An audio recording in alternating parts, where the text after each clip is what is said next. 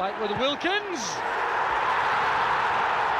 Absolutely magnificent from Ray Wilkins. Well with the head after it. Durant again, the last chance perhaps for Rangers. A chance is on for goal.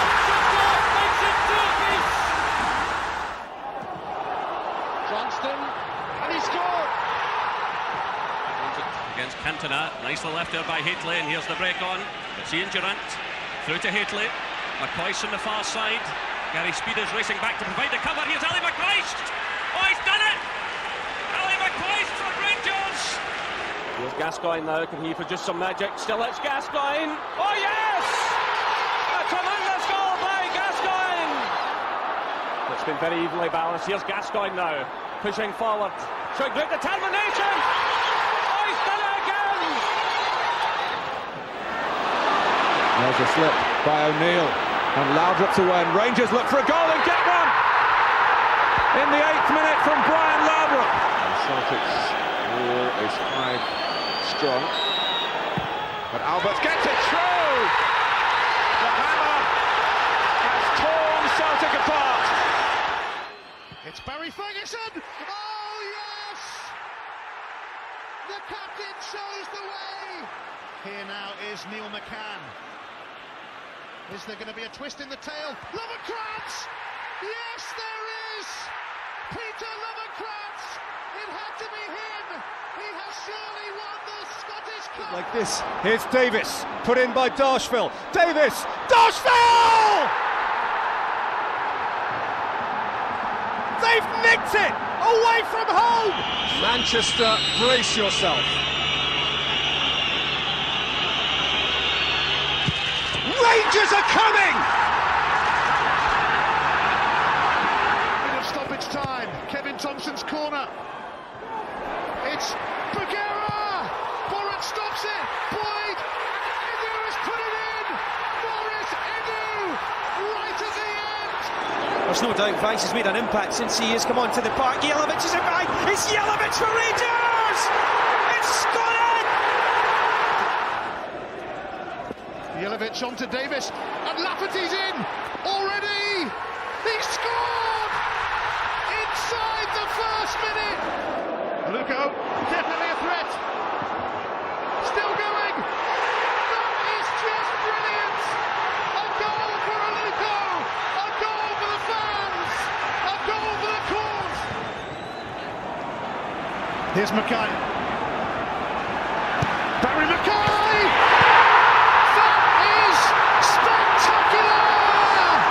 Kent looking to make it happen here. He might just do that. Right check!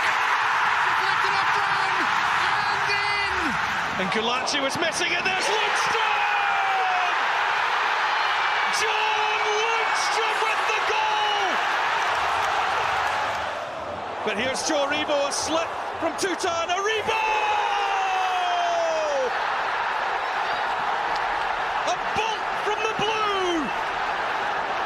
Joe Aribo!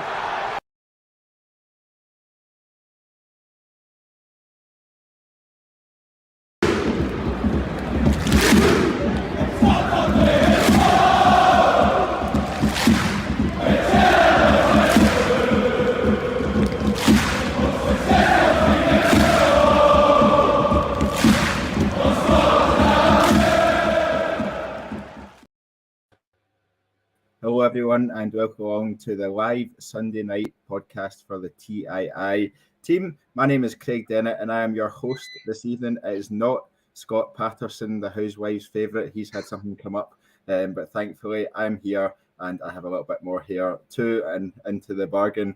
I am though joined by the two guests who were supposed to be on this evening. So first of all, welcome along to Tommy McIntyre, our editor. Well, there we go. It's as good as it gets. Evening to you, evening to Scott, evening to whatever the housewife's favourite is currently hanging his hat, and evening to all the listeners as well. Yeah, absolutely. I mean, no, that's probably as complimentary as it's going to get, Tommy, to be fair. So it's pretty low bar. I'm pretty impressed that we started off there. And Scott Cameron joins us as well. How are you doing, Scott? Very good, mate. Another busy week with the Rangers, so plenty to talk about. Absolutely, and you've rejigged the background as well a wee bit, so good to see some new pictures in there as well. And I guess sorry, you might want to save a space somewhere in there, Scott. Okay. Yeah, I allude to my yes. message to you all in the TII WhatsApp. So you might want to just keep a wee space open there, mate. There's a space where Walter is over my right shoulder, so I can just adjust ever so slightly. So it's no moving the Gaza right enough, but it'll go there. Look forward to that. There's always extra space to be found in the house somewhere, Scott. Anyway, so even if it's a bathroom, there's some extra space to be found somewhere. Right. Enough of that. On to talking about Rangers. And there's plenty to talk about as well. So we'll cover a wee bit about yesterday, some of the key performers, some of the key talking points. We'll talk about Nicholas Raskin. We'll cover Todd Cantwell, Malik Tillman, all the usual suspects from there. We'll talk a little bit about Conor Goldson's interview that was published earlier on today by Chris Jack in the Herald, and we'll also talk a little bit about one of the major talking points on social media over the last 24 hours or so, and looking at the atmosphere at Ibrox, and if too many people are leaving early doors, and actually we need people to stay to back the team, especially in games where maybe not everything's going our way like it did yesterday.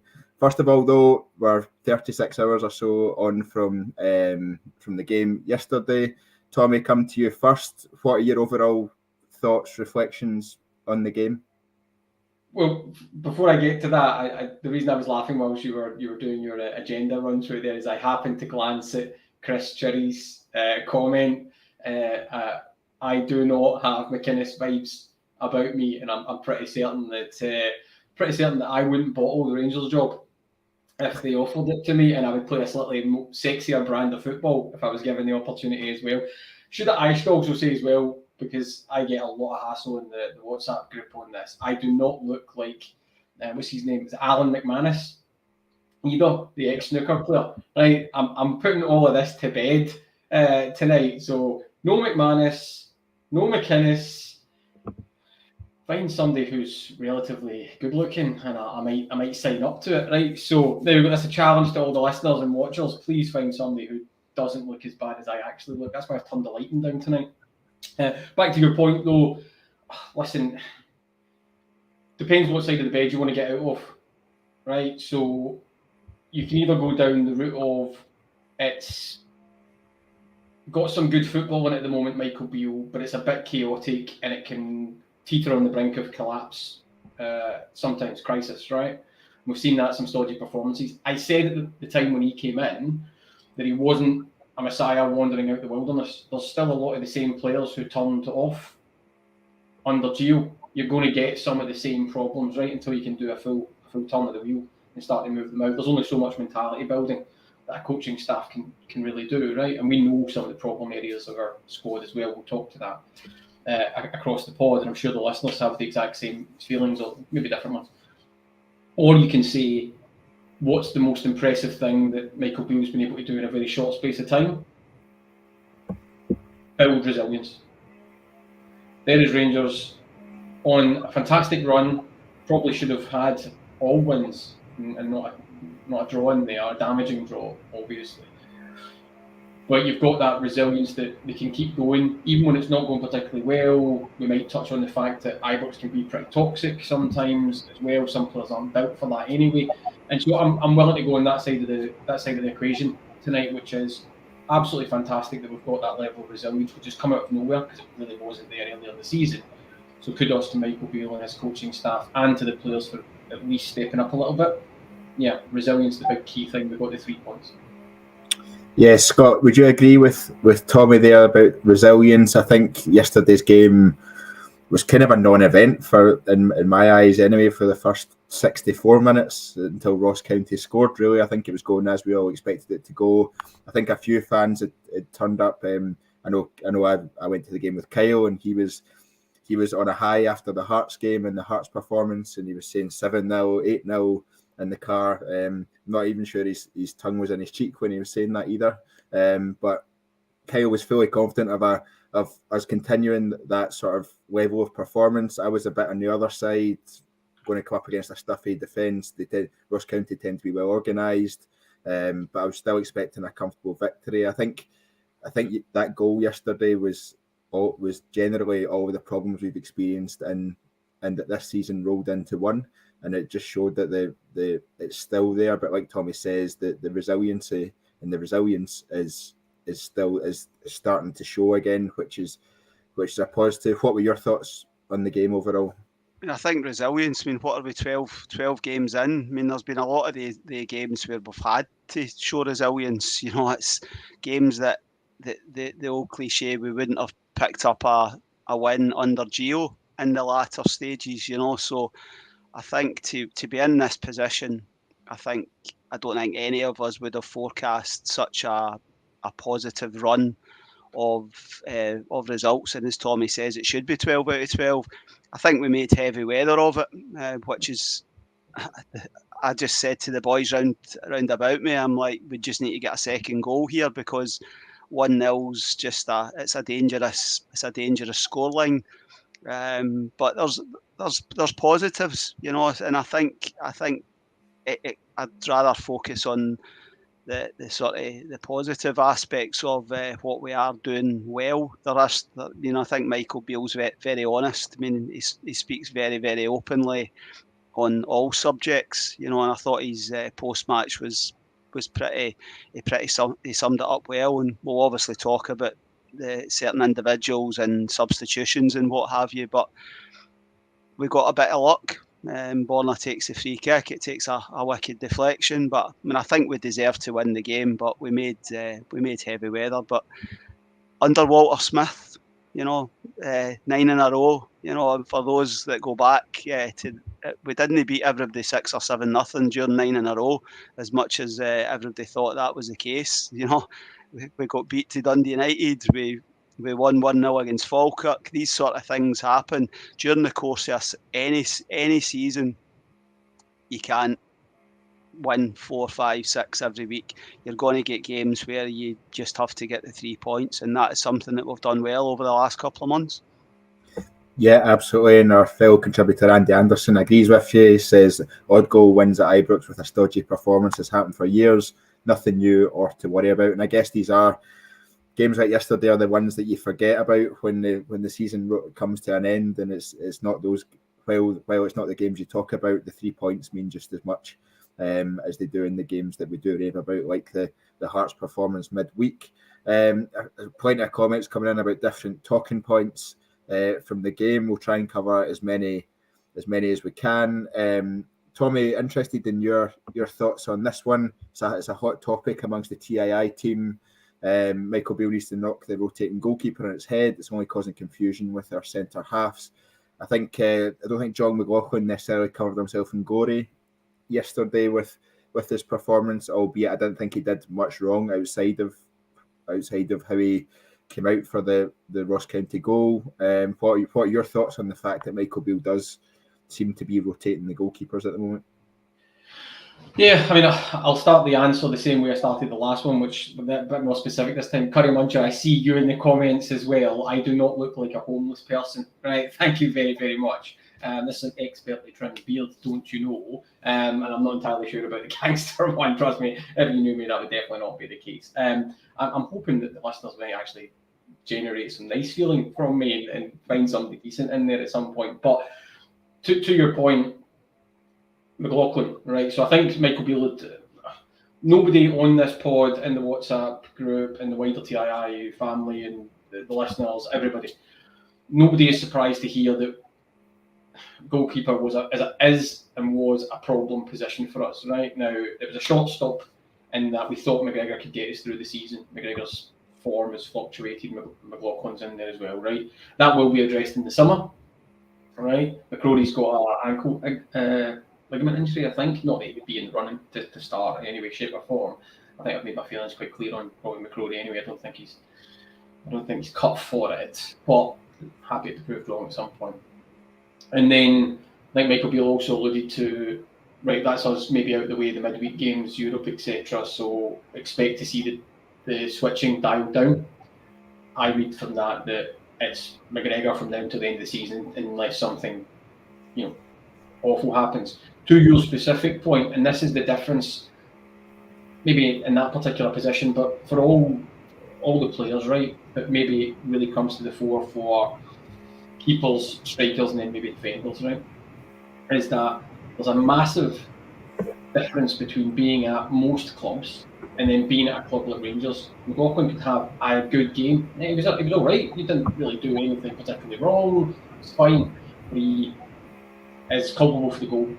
And at Rangers, it's that you have to be switched on for that one moment, because that's how your career will be defined. You might do nothing, and it might just be rudimentary stuff for 90 odd minutes or whatever. But when you step up to the plate, you're supposed to be at a level that it works and you're there. And that's the difference between top class goalkeepers, your Andy Gorhams, your Alan McGregors, etc. And unfortunately, people like John McLaughlin. He's not anything other than a backup keeper. I wish him all the very, very best. We look towards the summer in terms of top class reinforcements in there, and a starter probably, and wish Alan McGregor the very best in his retirement or whatever he does, because he's been a fantastic servant. But that's essentially that conversation in a nutshell, and that's the reason why McLaughlin will never really generate the positivity, because every chance he's had, there's always been a little rip in the blanket, a wee kink type of thing. He's just not somebody you hand your confidence over to. Yeah, Scott, I think Tommy speaks about the goalkeeper needs to be ready for that one moment in time or that one moment in the game where the opposition do break through our defence or do manage to get a good shot away at goal. And I think that's where Alan McGregor has come up trumps season after season for us. I think it's been questionable the last 2 seasons, and that's probably where people have seen the drop-off in Alan McGregor, and it has been more noticeable. Xander Lee says here in the comments, we badly need a keeper, big no-nonsense centre-half and a striker that can put the ball in the net, struggling to find with third. Sticking on that goalkeeper conversation, I think it's blatantly obvious to everyone that we need a new goalkeeper come the summer. And I think actually we've conceded a goal from 45% of shots on target that we've faced in the league so far this year, which is absolutely unacceptable and is, I guess, a reason as to why we're in the position we're in, 9 points behind in the league. What are your thoughts on that rotating goalkeeper situation, and do you feel it should be sort of Alan McGregor through to the end of the season, as Tommy believes it will be? I think it has to be, and I think the manager after the game basically said as much. I expected McLaughlin yesterday because Griggsy's 41 now. His old body can't handle 3 games in a week. We don't now have a midweek game until we go to Hibs a couple of weeks after the cup final, the game. So I think McGregor should play every game, possibly bar one around about there. Listen, Griggsy's been a fantastic keeper for us. My wish for him and any other player that leaves in the summer is that they leave on a high. They leave with a League Cup final win and they leave with a Scottish Cup final win, because that is the way that certainly Alan McGregor's Rangers career deserves to end, with a couple of winners' medals, because he's been as good a keeper as I've ever seen for Rangers. So but it is the top priority position that must be addressed in the summer. Yeah, absolutely. I do agree with that one. I think Xander's comment, the striker will be another position that we do really need to fix in the summer, but we'll come on to talking about all things Alfredo Morelos a bit later in the podcast. I know your wee boy's a big fan, Scott, so it'll be a hard one to see him go if he does. But let's talk about, I guess, our newest signing. Scott, I'll stick with you on this one. Nicholas Raskin, I think he got 13 minutes on the pitch yesterday. Some questionable sock choices, I think it's fair to say. Was really confused by the fact he seemed to be wearing white socks, and I don't think the pictures cleared it up anything at all. I don't know why he cut his socks quite so short, and he even acknowledged it in a Twitter comment I made, I think, that he'll get his socks fixed for the next game. But in that 13 minutes, I thought he showed everything I wanted him to show, really, and I thought I got particularly excited about what he can show or what he can give us going forward. I thought he was really good demanding the ball. He was being aggressive. He was pushing the team forward. He was doing all the stuff I wanted him to do in that in that situation, and it was a really positive first viewing of Nicholas Raskin not in a Rangers jersey. He just looked energetic, you know. I mean, I think he just, it was like 1 and 2 touch. He was trying to pass the ball forward, which is very hard to judge, but on such a short space of time to be on the park, you're 2-1, you're trying to manage the game and see the game to get the 3 points. But he certainly, I'm looking forward to seeing him next week. I don't think he'd even had a training session, you know, because I don't think the work permit had came through until Friday afternoon. So the fact that he's on the bench, able to show up reasonably well, you know, I think if we can get an hour out of him, get a week's training, get an hour out of him next Sunday against Partick Thistle before we obviously go to the plastic pitch, which wouldn't be, I don't know how many of them he's came across in the Belgian league, you know, but that's the joys of Scottish football. But you want to try and get Raskin and Cantwell as up to speed as possible for the cup final in 3 weeks' time. But yeah, positive early signs, and I look forward to seeing far more of him as a starting 11 player, because that's obviously what we've signed him for. Yeah, absolutely. Tommy, the title of the podcast is Energetic Rangers Debut for Raskin. Energetic was a word Scott used to describe him there as well. Part of me wonders, has our bar or expectation bar dropped so low for our midfield that actually we're just excited to see someone running about and making themselves a bit of a nuisance? I think that's possible, actually, in terms of just nice to see a midfielder who's not injured.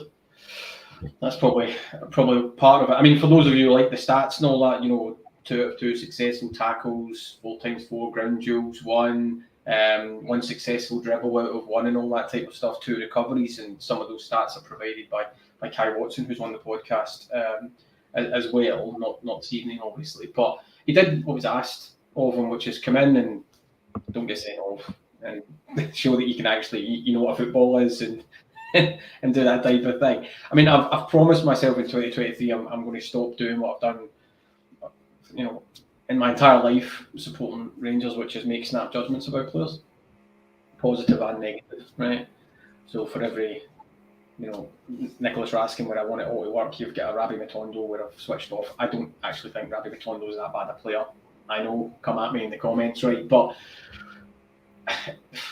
13 minutes, right? I was about to say I've done things that have lasted longer than that. I've done things that have been shorter than that as well. But essentially, you don't know anything about the guy. He comes with a bit of a pedigree. He's particularly young. He can be moulded. Nicholas Raskin won't do anything to endear or disassociate himself with the Rangers support base, broadly speaking, until next season when he's got, I think somebody said in the comments there, he gets the pre-season under his belt. He gets a little bit of that extra intelligence that Michael Beale and his coaching staff are going to get across to him. He slots into what maybe be a new look midfield at that point in time as well. And then we get to see the best of him. But yeah, it looks positive. You know, it's always nice to get a new player in. But I mean, I don't think he's going to be writing any headlines in 13 minutes. You know, it's not many players can come off the bench for 13 minutes and do something spectacular. And I'm thinking of one particular performance this season against us, and I don't really want to reference it. So I'm going to park that bus right up.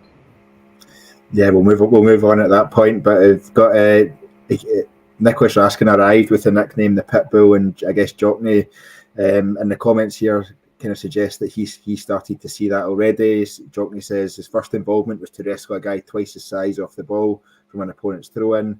He'll do for me. I think it was just that, I'll go for the word energetic performance that they put in over that period was what caught people's eye. But I think it'll be really interesting to see how he comes into the team. And Michael Beale said at the start of the transfer window he only wanted to bring in players who were going to start. So Scott, given that would be the case, and I would expect it to be the case, to be honest, given the hype that has surrounded Nicholas Raskin pretty much since the summer, and the sort of rave reviews we've seen from people that have watched him play beforehand, where do you see Nicholas Raskin fitting into the team, and who do you see him replacing in that starting lineup? We were talking about this at the game yesterday. I think the game on Wednesday night away to Hearts, the way that Kamara and Lundstrom, I think he'll be one of the two. So it'll be Raskin and one other. You'll have three players in advance, and the whoever the centre forward is. So I think Raskin and potentially Jack. I'm just playing. It could be any of the other three, to be honest, with Cantwell, Tillman, and Ryan Kent ahead of they two. So that's how I would expect it to line up. I know that wasn't how we sort of had so many attacking players on the pitch yesterday, but that's where I think Raskin will fit in. I think he's between a 6 and an 8. I think going on pods I've listened to and what him and the manager have basically said, but I think he'll be one of. I've changed my argument, my thoughts with regard to this. It's always been 2 sitters. In the past, we had Jack and Kamara holding hands with each other in the middle of the park. I think the idea is that you're going to have one deeper, and then the expectation is the other player is going to be Nicholas Raskin, potentially more energetic. And I think Teddy Bear's bang on. He's got far more to offer than just I think he can do the sitting midfielder job, but I think just on what we saw yesterday, I think his energy, getting about the pitch and what have you, I think that's where he'll fit in, Craig. Tommy, sorry, Craig. Sorry, just I think you might be coming to me there anyway. But I wanted to just on that with, if you look at Morelos, Hadji coming back, Cantwell, Kent, Raskin. I think we'll be Raskin questions of defences. There we go. That's my pun. I'm willing to stand by it. I've been practicing that all day, by the way. So yeah, there we go. This is why I'm not allowed to appear on the pod that often by the group. I think that's broadly correct, and maybe that's the revision to my earlier answer. Actually, Scott raises a very, very good point, and I think that the comments back this out as well, which is what's Nicholas Raskin's number one job, right? It is to make sure he forces himself into the first team. And I know Michael Beale said, bring in people who are starters, right? So maybe in that kind of vision, it doesn't do anything to take himself out of the team. He has to show that he can fill the jersey, for one of a better cliche, right, on a Sunday night. That's maybe what you're looking for. Now, I think the wrestling people and all that's great. He's showing a bit of fire, showing a bit of desire and all that as well. Really needs to marry the two things in terms of, can he give a consistent level of performance? Can he get up to speed really quickly? Big difference between 13-minute cameo and a really good win for you versus you're struggling and you're brought in off the bench or you're in the starting lineup and you're expected to create something. Ultimately, can he do that? Can he become a mainstay over the next month or so? Or indeed, is the management team, the coaching team, going to be a bit selective with him, primarily because they don't want to taint him with what might not be an amazing end to the season? We never know, right? And then bring him back round fresh, if you like, come the start of next season and bed that in and get that new look of play. It's always a difficult, conundrum. How far do you go with somebody that's brand new, given how late it is in the day, particularly the title race? So there might be a little bit of thought process into that as well. Yeah, I think so. I think we will see the manager rotate those midfielders for the rest of this season, and it will be interesting to see how the partnerships form and what the best combinations are. I have no doubt that Nicholas Raskin will be will almost cement his place in there. It'll be interesting to see who his partner will be. That kind of brings me on to the next point I wanted to, and I'm kind of going to use this podcast to push out a personal gripe of mine, and that is currently with Ryan Jack's performances in the team. Kyle, I promise I didn't plant this with Kyle, although I do sit next to him at Ibrox, so this is might be why he's put this comment in. He says, does Raskin come in mean the end for Jack at Rangers? I think Scott Hughes kind of suggested that it was either Lundstrom or Kamara that Raskin would probably replace in the starting lineup. But I guess my personal gripe with Ryan Jack at the moment is that I think he's actually causing us more issues than he's giving benefits to us at the moment. I think whenever he gets the ball, and I noticed it particularly yesterday, and it was a real frustration I had, he slows the game down and almost lets the opposition into their shape before he starts playing. And then even then, when he does start playing, he will play the sideways ball out to Tavernier or out to Barisic. Very rarely is he Is he playing the ball forward towards a Cantwell, for example, or towards a Lundstrom when he was on for the first 10 minutes yesterday? And on quite a few occasions as well, he almost second guesses himself. He goes to play what is the obvious pass and what is the right pass to play in that moment. Then he'll do a Cruyff turn and he'll go back out the way the ball came from and almost play us back into traffic, generally to Borna Barisic, who then I thought he had a good game yesterday, but he's put in some difficult positions just by the fact that Ryan Jack gives him the ball when he's surrounded by 2 or 3 opposition players. Scott, is that something you've noticed, or is it me just picking on Ryan Jack? I'm not a fan of Ryan Jack as the deepest midfield player, which is what he was yesterday after Lundstrom went off. I do agree with you. I think he does slow the play down. If Ryan Jack is to play, it's doing what he's been doing in the last few weeks. Where was it? The semi-final against Aberdeen, breaking forward, getting a bit lucky, scoring the goal. Tannadice, I thought he was more advanced, and I think Michael Beale's been wanting that from one of the 2 midfield players. So I thought yesterday he was being asked to do something that he hasn't really done under Michael Beale in the last couple of months. Ryan Jack will get another contract. I think the manager spoke about it. I think the Scottish situation is a huge factor with regard to Ryan Jack. And I think I've spoken about that for a while. It is a huge factor for him. Even though we've signed Nicholas Raskin, I still think we still need to sign another starting midfield player to play alongside Nicholas Raskin. I still don't. I would have Jack, Kamara, and Lundstrom as squad players, or potentially Glenn Kamara gets moved on for a fee in the summer, But Jack for me is a squad player moving forward. But that's so I agree with you. But I think he'll be here for a bit longer. Yeah, I think a squad player is probably a fair description of where I see him. I guess my frustration comes in the fact that he is starting the vast majority of games at the moment, and actually he's probably having a negative impact on the style of play we're wanting to see. Kyle1872 comes into the comments, says we really need to get rid of players like Jack. These players have failed over the course of their time here. Pains me to say it, but sentimentality over 55 needs to stop. I don't think I'd go as far as saying players like Jack have failed. I think Ryan Jack has been a really important player for us in recent years. I think it's really been since he's came back from his most recent injury that we've seen him almost take a step back in his performances. Tommy, what's your thoughts on the Ryan Jack situation? Do you agree? I think we all agree on this podcast probably that he will get a new contract extension, but what are your thoughts on his sort of impact on the team and where his role should be? Yeah, I'm maybe slightly different opinion from everybody. I think Ryan Jack does a decent enough job for what he is.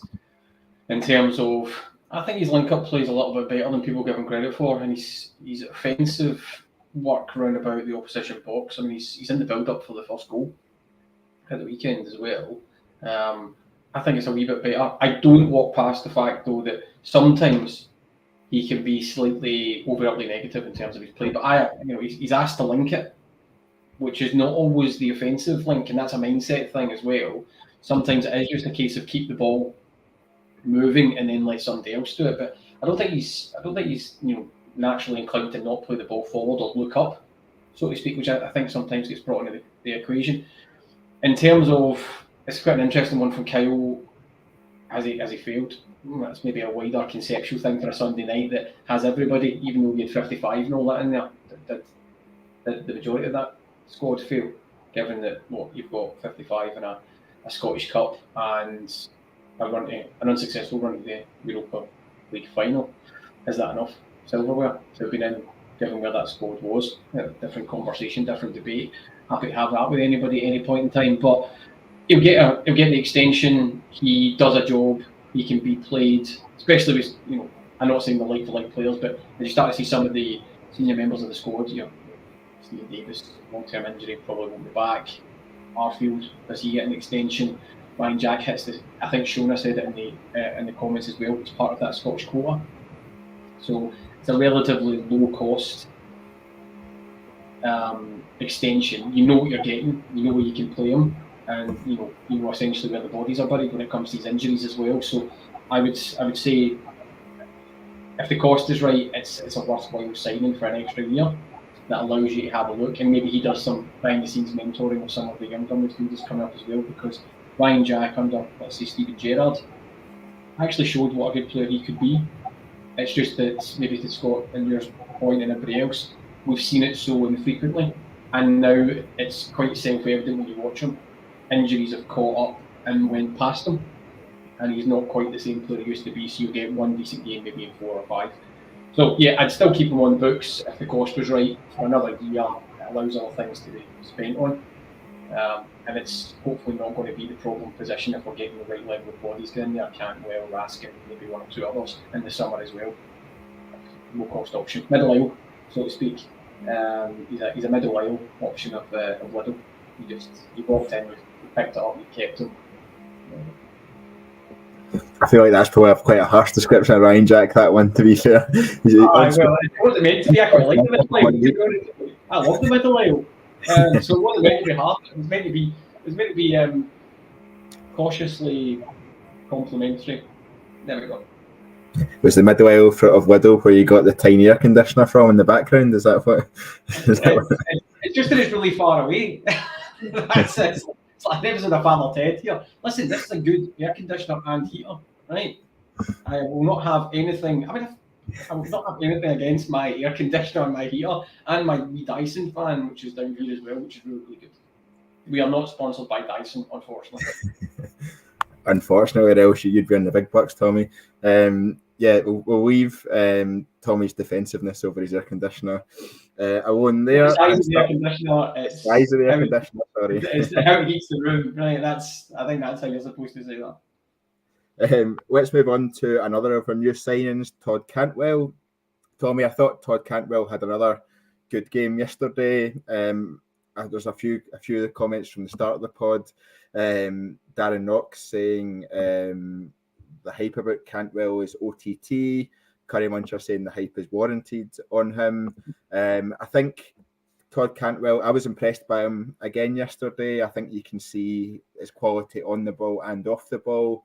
Thought his movement off the ball was really good. Interestingly, yesterday I felt he sat a little bit deeper than he had done in his previous appearances, and I thought he potentially looked to pick the ball up a bit deeper and then drive forward with it, which he did on a few occasions, and he was more than happy to drive it between the centre half and the fullback and push us forward in those areas. I personally thought he did really well, particularly for his assist for Tillman's goal. What were your thoughts on Todd Cantwell yesterday and how he's kind of settling into the Rangers team? He's settling in well. I think the hype point there is it's not like the Rangers support have polar opposite opinions, but I think it's hard not to get excited when you see players who are natural ball players, so to speak. They're not kick and run. This is a guy who likes the ball close to him, can actually run with the ball at pace whilst controlling it. A slightly lost art, actually, with a lot of players who boot it and then hope their speed and their athleticism gets them out of trouble. That's certainly how I play 11s, to be honest with you. So I can understand why people are excited, especially as he's got an eye for a pass. He's that offensive area that we're looking for. I was particularly impressed, as I was with Tillman at Paterson, which is in that space at the byline, actually play a calm, lovely ball. Don't thrash at it, look up, take your time, know that you can work the space and all that. And he stayed on his feet as well, which was nice to see. He went down, not walking past what was a lovely take and pass from Alfredo Morelos as well. I think it goes through the defender's legs for Cantwell to run onto. So I can understand why people are getting excited, because you want to see more and more of that. Lovely kind of strike as well that just cut to top of the bar. Unlike Ross in the comments, I am not enamoured with the selection of clothes that Cantwell takes, but I do think it's not picking one or the other, but it's OTT in that he's done nothing, right? But we're all excited because we know where some of the problem childs have been in our squad, and to see players like Cantwell coming in, who is a good player, who will absolutely develop at Rangers, who will probably get us a much better fee, etc., hard not to get excited. But I do get the realism across that in terms of he's not done anything yet. Wait till he lights him up. Right now it's all just a bit, all right, well, he's not terrible. He's not George Weah's cousin type of scenario, right? For those of a certain age who remember that story, right? He's not there, which means it's really positive. Same with Raskin, it's positive for 13 minutes, but you know, it's better me sticking him in the Hall of Fame already. Yeah, Scott, I think in terms of the assist we saw from Cantwell and a few of the passes we saw as well, I think that's kind of the signs of what I hope to see moving forward and how he impacts our play. And he seemed to, particularly when Malik Tillman came on, the two of them seemed to link up particularly well.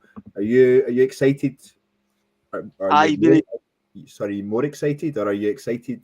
I wouldn't say I'm more excited. I think he's came in and shown what I'd seen from him in his early days at Norwich. You know, just a guy that's confident on the ball. The one thing that has impressed me is his movement. You know, there's 1 minute he's on the right, 1 minute he's on the left. Obviously that's on manager instruction. He's not just wandering about and playing where he wants to. I think he wants Kent, he wants Tillman, he wants Cantwell to basically not be up against the same guy for too long and try to cause a bit of chaos. And I think he's had a very positive start. I think the give and go with Alfredo was class, but the composure to pick out Tillman for the header, top class. So it's been a positive week for him, you know, because he done well last week. He done okay for 15-20 minutes when he came on at Hearts. So I think he's done well. And you've got to remember, he'd barely played at Norwich, you know, from about November time, you know. So I think it's been a good week again, a week's training. Get an hour out of him next Sunday, and you know, hopefully by the time we get to the end of the month, he's getting closer to. But very positive, and I think him and Tillman look as though they are going to have a good relationship. I noticed that they had maybe a bit of a bromance going on. You can see it on Instagram, like sort of sharing each other's posts and what have you. You know, so if they have a good relationship on the park, it can only transmit to a positive impact on it. Absolutely. Kyle1872 in the comments, Cantwell, Kent and Tillman all feed off each other and take the pressure off each other. We're heading in the right direction. Bueno70 coming in here, Cantwell and Tillman look like they're building a good relationship. Let's move on to Malik Tillman then, Tommy. I think he had another good game yesterday. I think he showed, particularly with his goal, how positive and how much of an impact those late runs into the box can make in supporting the strikers and offering another option for the guys out wide. Michael Beale's made no secret this week of the fact that we do intend to trigger that clause and sign him permanently in the summer, which I thought was a really, really positive one and really positive news. And it kind of, I guess, takes away any ambiguity over whether that will be done or not, which was good. Yesterday's goal was Tillman's 8th of the season so far. I think he's on 5 assists as well. I believe he's just 1 goal off Joe Aribo's best season for Rangers.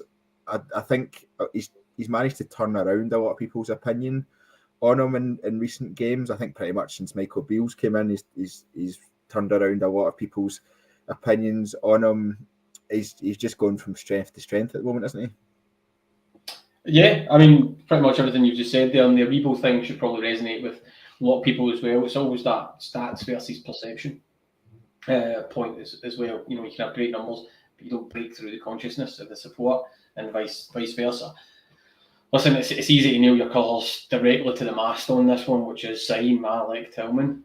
Right, it's a no-brainer. But 22, 5 million, whatever it looks like. I'm not entirely sure if I recall if there's a sell-on clause baked into that exclusive deal that we've got with Bayern as well. I would imagine so. Bayern tend to be very, very good in terms of their contractual negotiations as well. But yeah, I think off the back of Ajax and stuff like that, he was getting a lot of hassle.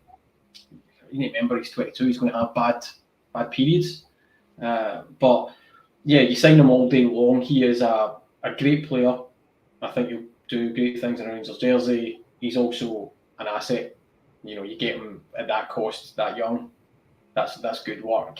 And then from a commercial aspect, it's good exposure in America and that market and stuff like that as well. So you can go down that track if you particularly want to. Not that Rangers are a commercial first entity or anything like that at the moment, but it's always good to keep one eye on that, and expect to see Malik Tillman in an ACDC shirt at any point in time. But so that's pretty much as simple as that. The performances under Michael Beale have definitely ticked up. He's got a good work ethic. He's a very, very good player, and we sign him. The only thing you would probably counsel for everybody, and I include myself in this, is when it gets to the summer and we sign him, hopefully he agrees to come and he's liked what he's seen here and all that type of thing. Then remember that's potentially 5 million out of the budget in the summer. So yes, he's been here. I've fought for this quite a lot. A player's been here alone, and you go, all right, you get him, but he's not new. And so you tend to think, well, sign more new players and all that. That's a big outlay for us in the summer as well, 5 million for minimum quantity. And that probably just needs to be a bit of pragmatism as we go into the summer as well. Yeah, Scott, I think Malik Tillman, I think he's only 20, Tommy ran 22, which I think gives him even more excuse from the age perspective.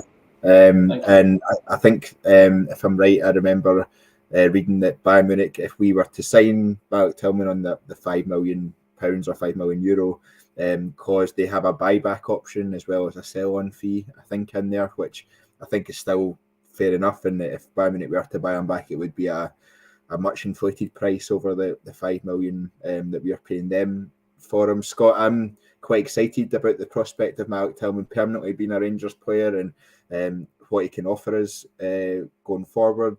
I assume you're very much the same. Yeah, I mean, I think he's progressed massively since Michael Beale came in. I think he's not been asked to do things that he's not comfortable with. I think a lot of the time under Gio, he was the wide player on the right-hand side. I think back to Liverpool away, which he was, he looked so uncomfortable that night. And I think the manager is very good in, I think, building sort of relationships with these younger players. And I think that's evident very quickly with Tillman. We all get blinded by his numbers, this player's numbers, that player's numbers, but a guy with 8 goals February, he's still got 4 months of the season to go. I mean, it's not out with a bounds of possibility that he ends the season with 15 goals. I mean, I think if he does that, there's every chance we have picked up a couple of trophies, and he's a moments player, one of these guys that just pops up with a cheeky pass to assist or breaks into the box, so I think it is a big outlay. But if it's 5 million and the buyback's 15 million, for example, that's a fair deal for me. And if he gives us 2 seasons, helps us win the league title back and gets us into the Champions League, that's the you flip him for 15 million and he's been a success sort of thing, so he's improving week on week. Absolutely. And I think I have to agree. I think I said in the podcast previously, he's quite like how Yanis Hadji is, really. If you buy someone with that pedigree and that level of promise, but also someone that is admired by some big clubs across Europe, then really it's almost a risk-free transfer, because you're always going to get a club that will take a punt on him, even if it doesn't work out for him at Rangers, which thankfully it looks like he's got off to a good start anyway, and one way that continue. But I think ultimately someone will take a punt on him with his background at Bayern Munich, and with him being a USA international as well, and only being 20. If it were not to work out, I wouldn't have any concerns about us not making that 5 million back, if not even more than that, should it not. So absolutely, I would be handing over the money for Malik Tillman in the summer, and thankfully that it seems that's what Rangers are going to do.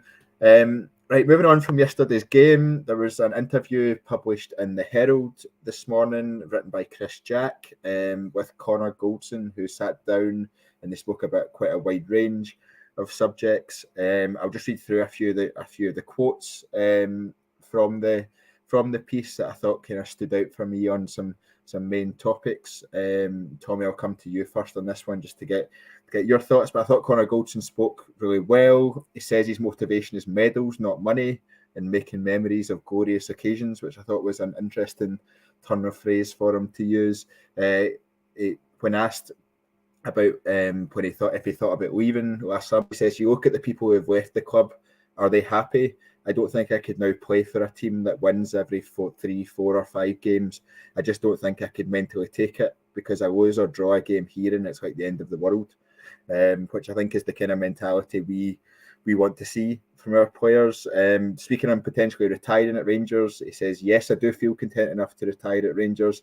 I am in a really good place physically and mentally. I love my club and what it represents.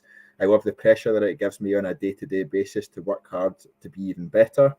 On Ryan Kent and Alfredo Morelos, obviously their contracts are up at the end of the season, and he was asked a few questions just because he was in a similar situation last year. And on the prospect of them re-signing, he said, "Listen, they are good players, and if they want to stay, we will be really happy to have them here. But if they don't, Rangers Football Club has to move on, and move on quickly to get new players who are ready to win, because that's what we are here for." Tommy, I was really impressed by Conor Goldson in that interview, and I think it felt more open and honest than interviews he's given in the past. What were your thoughts on his comments? Yeah, well, it's hard to disagree with anything you've just said there, and there's some elements of the interview which are really interesting. I'll let Scott pick up on some of that as well. But it is nice to hear directly from Conor Goldson. He's not somebody who does a lot of interviews. I thought there was a slight dig at maybe previous handling of that type of stuff within that interview as well, in terms of being able to actually interact with the fans and say this stuff. Now, I think that's one of the lines in the interview. But yeah, it tells you something, so Conor Goldson is polarised sometimes. I think, as he says in the interview himself, and I've said it previously too, he's human, so he's going to make mistakes. All defenders make mistakes, right? You take Conor Goldson out of that Rangers team, it is self-evident watching them that he is the absolutely fundamental part of the defence. Upskilling the people next to him, raising the bar, talking them through the game, making sure that people are checking themselves, all that type of good stuff. And he's actually a really good player as well. So, listen, if he signs on, now he's signed on, that's fantastic. See out his career at Ibrox, fantastic again. In and of himself, that interview is great, not just for him and for us to hear, but it's a lovely shot across the bows of other players. Listen, you're not the type of people who want to be half not trying. I'm going to try and keep it PG. Not trying so much, or if you've got your eyes, if you've been seduced elsewhere, just go. Right, Alfredo Morelos maybe. Just do it. Stop hanging on. We can move on. We're a big enough club. We'll bring other players in, and then quite rightly pointing at people like maybe a Windass, a Candace, all these type of players as well, who were part of something, were sold on a project, decided at a certain point they didn't want to be part of that project anymore, and then went, and where are they now? It's hit and miss type of scenario. So it's great to hear what is your de facto captain. Yeah, I think that's really interesting. Before I come on to you, Scott, to get your thoughts, Gary James 90 jumps in here with one I think Tommy will take, suggesting that Tommy looks like Gerard Butler. I think that's I would, if it wasn't the fact that Jerry Butler maybe supports the wrong team for me to want to look like him. Although I appreciate the comment, Gary, but try and rustle me up somebody who could be a Hollywood actor, but is also from the right side of the street, so to speak. Scott, just on Conor Goldson's interview, I know there was one particular passage that you liked from the interview. I think Conor Goldson spoke about what it takes to become a legend at Rangers. I don't have the exact quote in front of me, but I think you were particularly impressed by his attitude towards that. Yeah, I mean, it's just the whole, I think it was spoken about after 55 that everybody that was involved in 55 was a legend and going to be a Hall of Fame inductee. And I've always been one that has been to be a legend and be a true Hall of Famer. You win trophies, you become a serial winner and you're winning doubles and trebles and that sort of situation. So that essentially is what Conor Goldson has said as part of that interview, and he's just basically said, I need to win a lot more trophies to be regarded in that way. By that same token, I'm proud I've played 250 games in 4.5 years, but to be a legend, you need to have won a lot more than I have won, you know, and I think that's what's going to drive him on to be part of a successful Rangers side over the next 3 or 4 years. And when he does retire from Rangers, that he's got 7 or 8 medals, and not just a league title and a Scottish Cup, you know. So I think he gets it, you know. He's and I think it's fascinating for somebody that has came up and has basically bought into it. There was a lot in the interview about his family and his wife even saying to him, "You might not play there," you know, and it's great to have that sort of his wife having that sort of conversation with him. And he also said he had one. I think there was one concrete offer, and I think the team hasn't won very often, which makes me think a Bournemouth, a Southampton sort of bottom end of the Premiership, you know. But I know I think there's a lot of chat about he should be captain, but I think I'm a great believer in every successful side should have 5 or 6 captains within it. Every great Rangers side that I've ever watched has had multiple leaders, and he is, you know, he is the captain without the armband. But you know, I think his importance has basically been shown to a lot of people because of the injury. You know, I knew how good Conor Goldson was prior to the injury, but I think a lot of people didn't realise until he wasn't there for a couple of months. You know, so here's hoping that by the end of the season he's added a couple of medals to his collection and he can go on towards becoming a legend in 3 or 4 years' time.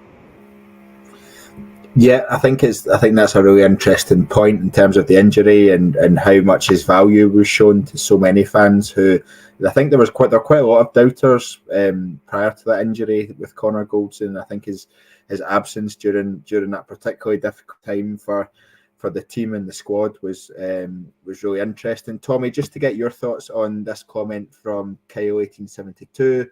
Says, I get all this with Goldson and he is our number one centre back, but he is part of the problem around us not winning leagues or bottling leagues. What do you make of the second part of that comment? I don't agree with it. Although I will do my best to put myself in Kyle's shoes there. In terms of, I can understand people saying, well, if you bottle big games and you're saying that he's the leader and he sets, he's one of the leaders and he helps set the tone, then by definition he has to be part of the problem. Listen, I get the logic behind it. I would say that by and large, I'll maybe play the question slightly different. If you were, Kyle, I don't expect you to change your answer by the way here, but if you were going through that team, you were saying, who would I absolutely keep? I would 100% keep Conor Goldson. You know, he gives you a lot more. You're always looking for players who give you more than just what they're supposed to do and just their singular job. And yes, he's had bad games. Right? It's shocking game, Spartak. Absolutely terrible game away, right? And he's dropped the ball sometimes, but by and large, he's been an absolute stellar performer. His physical attributes in terms of run of games without getting injured cannot be overstated in the modern game. When you're going quite a lot, I don't take all of that as an excuse that professional athletes get looked after. I don't always buy the Jurgen Klopp type of scenario here, but I don't naturally think he is one of the problems. I think he's been working with some of the problems, and that's a slightly different thing. I mean, don't get me wrong, if you come along and you say, well, here's a world-class defender, I'll take him. Conor Goldson is wished all the best as I put him in a taxi, but I definitely think he's one to keep. Just to look back for a second as well to what Scott and you were talking about in terms of winning trophies and being a Hall of Famer. I think this is definitely one of those things, and I plug for myself here in my book, Rangers 101, that I wrote a couple of years ago. I wrote about James Tavernier, that even with 55 and all that type of stuff, he's one of those players who I think is probably in danger of being defined by his near misses and losses. as opposed to his victories, and that's why he's not a Hall of Famer for me. If you get yourself into there, you can't possibly be. And there's too many misses for a few this squad, namely that. But I would say Goldson is absolutely somebody that I would keep on the books. No danger for that one. Yeah, absolutely. And I think I would recommend everyone goes and have a look at that interview with Chris Jack. It's available online with the Herald. It's really insightful and it's really informative, and it gives you a bit of a flavour of Conor Goldson's mindset and why he's decided to stay at Rangers. And I think actually once you read it, you realise how much he's bought into the club as a whole and how much he loves Rangers. And actually the reasons he stayed are exactly the reasons why a lot of Rangers fans, me included, expect players to stay or think players should stay. It's all about the opportunity to win stuff.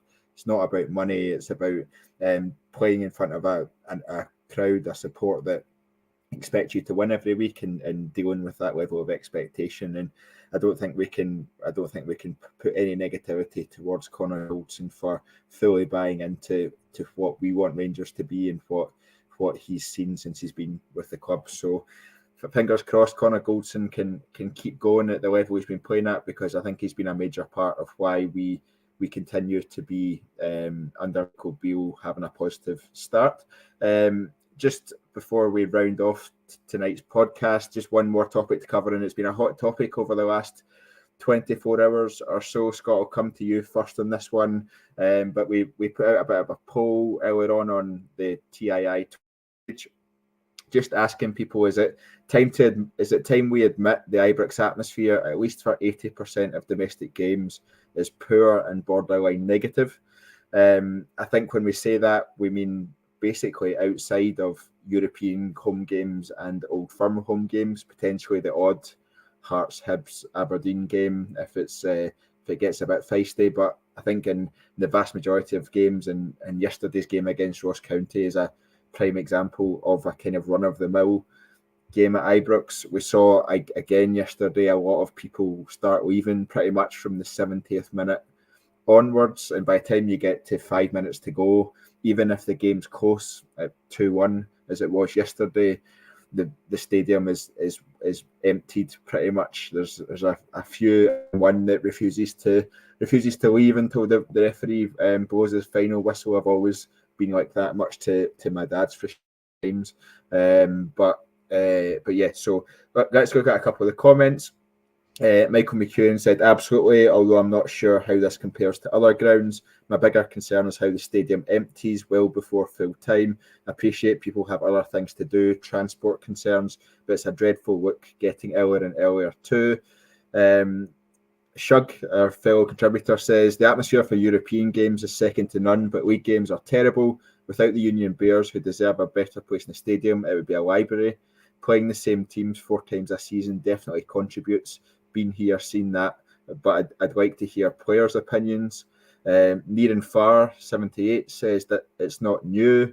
It's been pretty much the same since the 80s. When I started going with Union Bears, it's actually better than it used to be.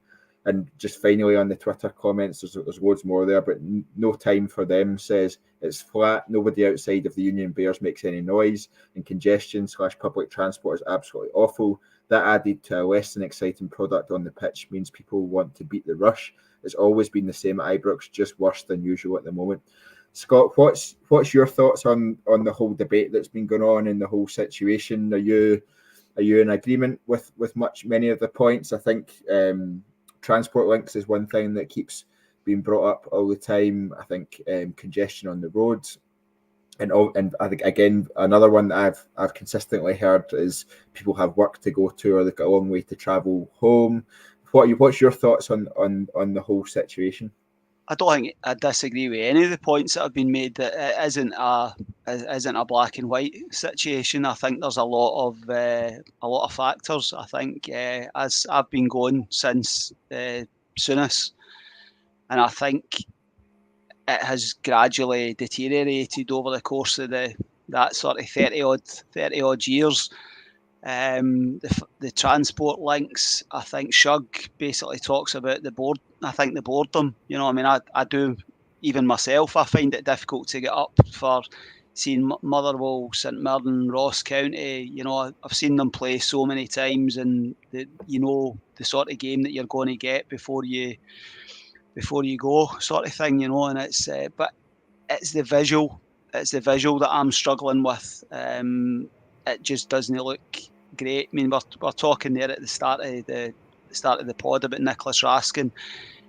In his media during the week, he's talking about Ibrox and Cantwell's family was up for the game and what have you. Look forward to see Ibrox rocking, and there we score the second goal, and I don't know what 2/3 of the stadium, that's their cue to go to the Loudon for a couple of pints before they get their supporters bus, jump on the subway, jump in their car to beat the traffic. It is what it is. I don't see how you improve this.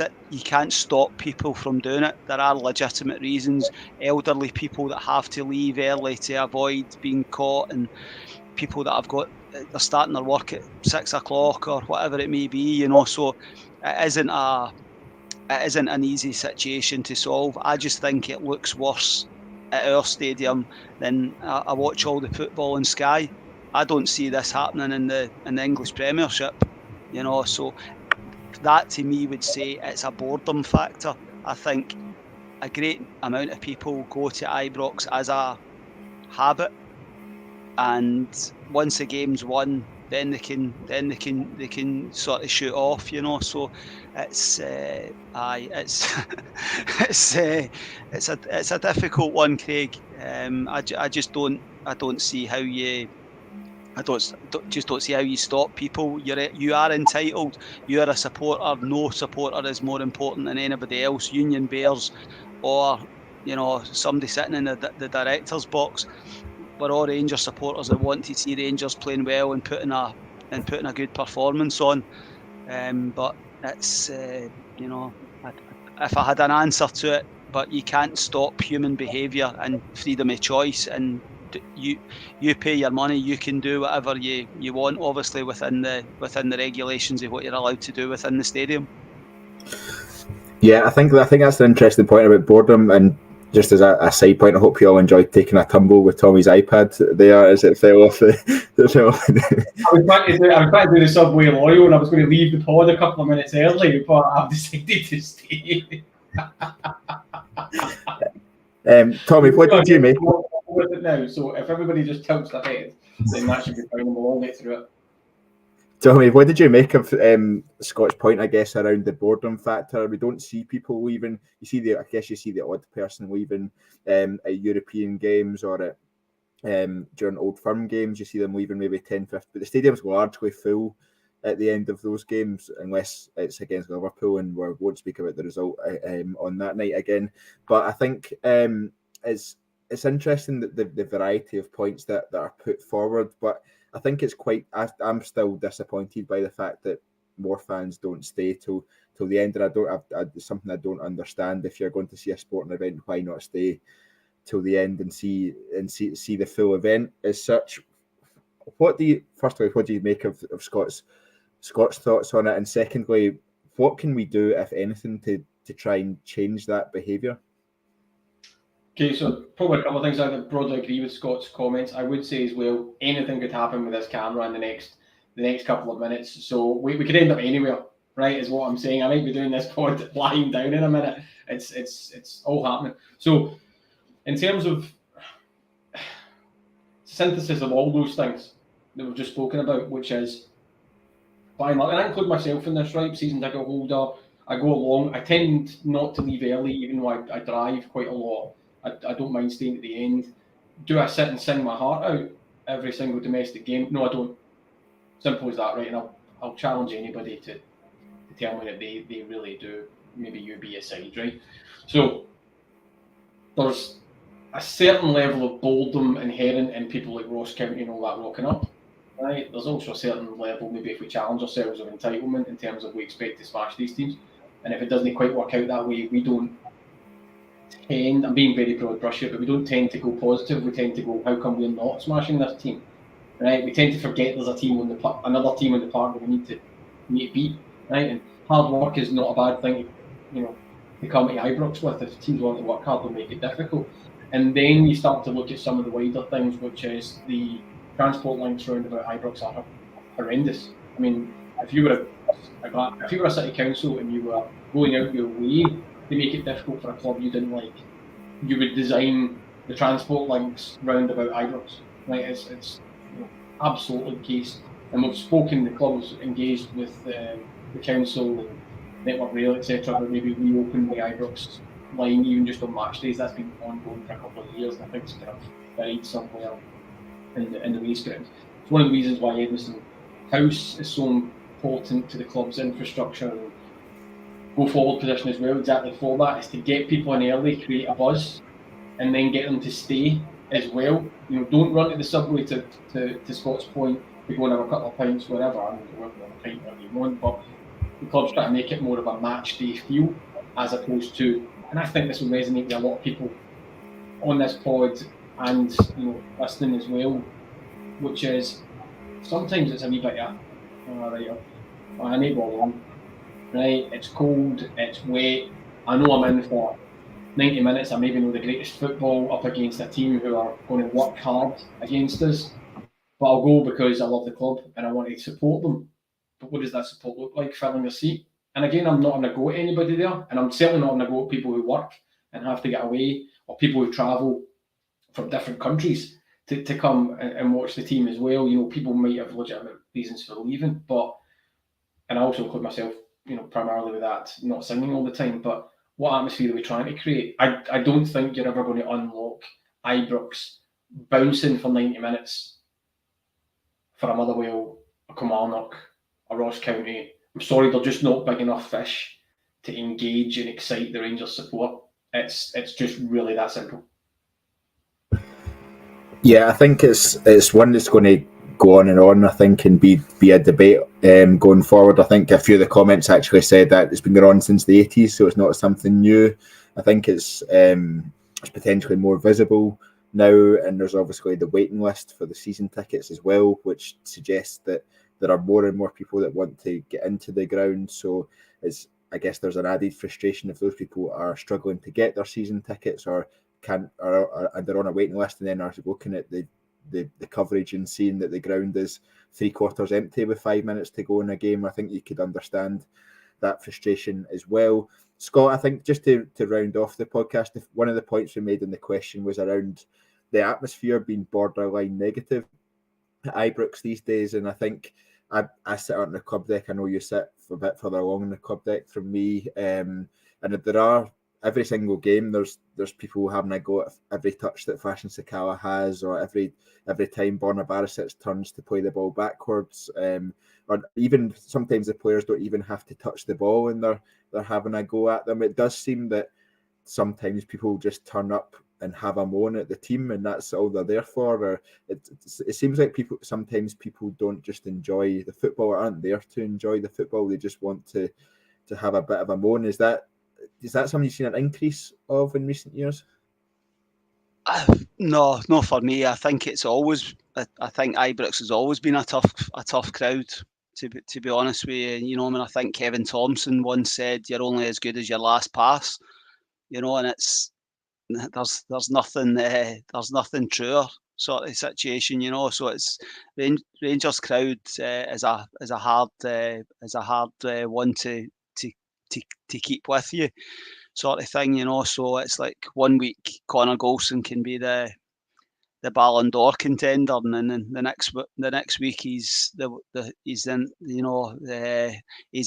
Emilson Krabari, for those that can remember him for the banter years, sort of thing, So I don't think I think some people like to get vent, It's like every touch is a tackle, That's what it felt like with Fashion yesterday. I was getting frustrated with him at times, but I was just getting frustrated, There is that, you get that frustration, and I think it is what it is. It's just it's a hard crowd to please, and it's always been the same. Yeah, Tommy, I'll come to you for the final thoughts on that one. I think I've always known that the Ibrox crowd is one that that can go against you pretty quickly. I think opposition managers know that as well, and it's always part of their team talk when they come out and they say if you get an early goal or if you're able to keep it 0-0 up to 60 minutes, then the crowd will start to turn on Rangers and start to pile the pressure on. How much of an impact do you think that has on the players as well? How much do you think they notice it? How much, for example, yesterday, 85 minutes and the stadium's 3/4 empty. Do you think they notice that, or do you think they play how they play and that's that? I think it's hard not to notice it. Even if you're concentrating in the game, it's hard. You can feel a shift in a crowd. We've all been parts of crowds. That many people disappearing. It's hard to miss it. I suppose does it affect the performance? Is maybe the deeper question. I don't know naturally if it would in those types of environments. I think it tends to be more, not so much people leaving, I think would affect the performance, more the noise. And to your point, and to everybody else's point as well, it's that, European nights, we're in danger of mythologising Ibrox on European nights as well, by the way. They can turn pretty quickly too, right? I remember 2-0 to Braga before it became 3-2 and all that type of stuff. But I'm not being negative about that. I'm just saying let's not say we all go in with tons of goodwill on European nights as well, But when it's rocking, there is no place like it. There is no place like it. What I think maybe impacts the players is the energy they would get off a rocking Ibrox does drive them forward. I think players have been on record as saying that, right? That's fine. I think players, we also know, tighten up when it's the negativity, the booing, every touch, every pass. I mean, you need to remember, players like Sakala, I should say this every time I'm going to say Sakala is not the answer, right? But forward players in particular are built to lose the ball, right? Because they're the ones that are trying things, and there's packs of defenders whose job it is to intercept that ball and stop it from happening, right? So they are inbuilt to lose it quite a lot, and then maybe that just tightens up as they hear a lot of negativity even before they've played a pass. So they do go inside, they play the 5-yarder, they go back as opposed to taking their man on because they don't want to hear the groans, and that's something that we need to think on as a support, but also does have the ability to separate the wheat from the chaff in terms of players who are built to handle that pressure. Because it's those players that keep coming back. If I use Ryan Kent as an example, gets a lot of the boo, or was getting a lot of the boos, all that type of stuff. Ryan Kent does always show for the ball. Hasn't always been top quality, but he always shows for the ball, which is why I'll stick with him. And that's never a bad kind of tool to have in your locker to say, well, actually, you can tell this player's just hiding because it doesn't like the fans being on his back. Right, well, you can't be wearing that blue jersey for a long term then, because you need to be stronger inside. You need to have an element of steel to pull on the Rangers jersey. And if you don't have it, don't bother applying. We've got other people who could do that job. Yeah, I think so. And I think it goes back to Conor Goldson's points in the interview earlier on about having the right mentality to be a Rangers player and all the qualities that needs to be, and that he feels he thrives in the pressure of needing to win every week, and he doesn't think he could disappear to another team and only win every third, fourth or fifth game kind of thing. And it goes back to that mentality, and dealing with that level of pressure all feeds into that consistently. Right, we're well over the hour mark, and I think I've kept the guys well beyond the Call of Duty for tonight's podcast. So, Scott, thank you very much for joining us. Thanks, guys. It's been a good chat, and hopefully my 2 kids are sleeping by the time I leave this wee room. And Tommy, thank you very much for joining us too. Yeah, always a pleasure. Thanks to you both. Thanks to all the listeners. I'm away to see if I've got concussion from being hit by the camera and falling over. Absolutely, you're a way to brush up on your Gerard Butler comparisons as well. So Scotland, welcome to Scotland. I think he's that guy for the Burniston. If anybody remembers that segment in terms of Scotland. Aye, there we go, Gerard Butler. Jeez, he peeps, man. Absolutely. And on that note, also left me to do is to thank everyone for listening. Please remember to like the video if you've enjoyed the content. Also remember to subscribe to the TII YouTube channel. We're very close to 5,000 subscribers, so please If you've not subscribed already, please hit that button, turn on the notifications, and help us reach that milestone. In terms of what we've got coming up, I'll be back tomorrow night with the live Monday bulletin. We'll start looking ahead a little bit to Partick Thistle, and we'll look a wee bit back as well around sort of Michael Beale's first 12 games in charge and what it's shown us, and where we hope the team will progress over the next few months as we go towards the end of this season. Kyle will be back on Wednesday evening, and then it'll be full steam ahead through to the Partick Thistle Scottish Cup game at the weekend. So thank you very much for joining us, and until next time, goodbye.